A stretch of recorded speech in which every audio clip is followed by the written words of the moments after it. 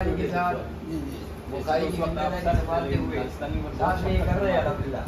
राजस्थानी तो अभी भी बहुत शफकत फरमाते राजस्थानी वो अपना अपना काम इधर घूमना फिरना के खाली जुम्मा के दिन इसको मेरे इधर ठीक है तो अल्हम्दुलिल्लाह सबने भी लिया जी सबने काम धंधे में। एक साल नाजरा पड़ा था मौलाना इस्माइल साहब डोला, 3 साल हिफ्ज़ किया था मौलाना इदरीस साहब डोला। मौलाना हुज़ैफा साहब का जिस दिन खत्म हुआ था ना, हमारा भी उसी दिन खत्म हुआ। एक और लड़का था मुझे याद नहीं, 3 जाने के ऊपर मौलाना खुदरी साहब के हफीज़ साहब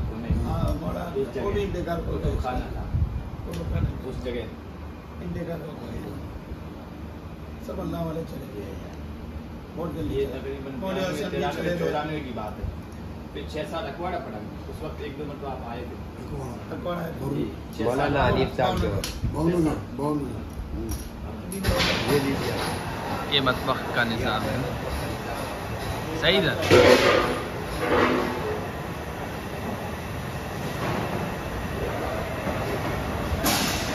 ये पुराना शायद मतबख है, अब नया हाल जो बन रहा है जिसमें 12-13 हज़ार लोग जो है एक साथ खाना खा सकते हैं। तलबा वाला ये खाने की आटा देखिए, ये मशीन है, आटा गुजरा है और ऊपर से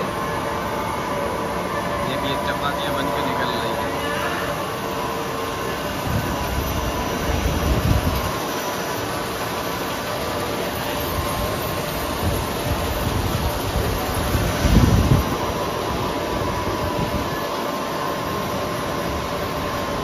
ये आटा वापस जा रहा है, वापस बन के आएगा। हाँ वापस और फ्रेश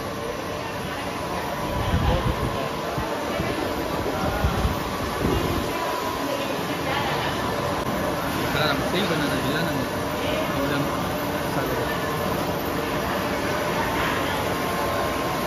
अब जी हम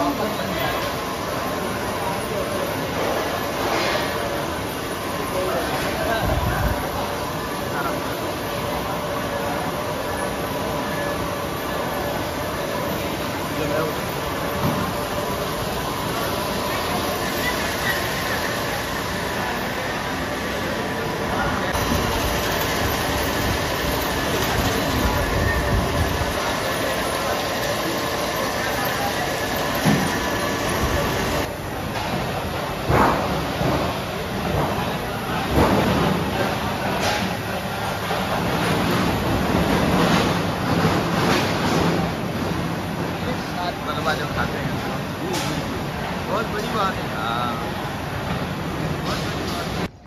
ये दारुल उलूम का पुराना ये हता है।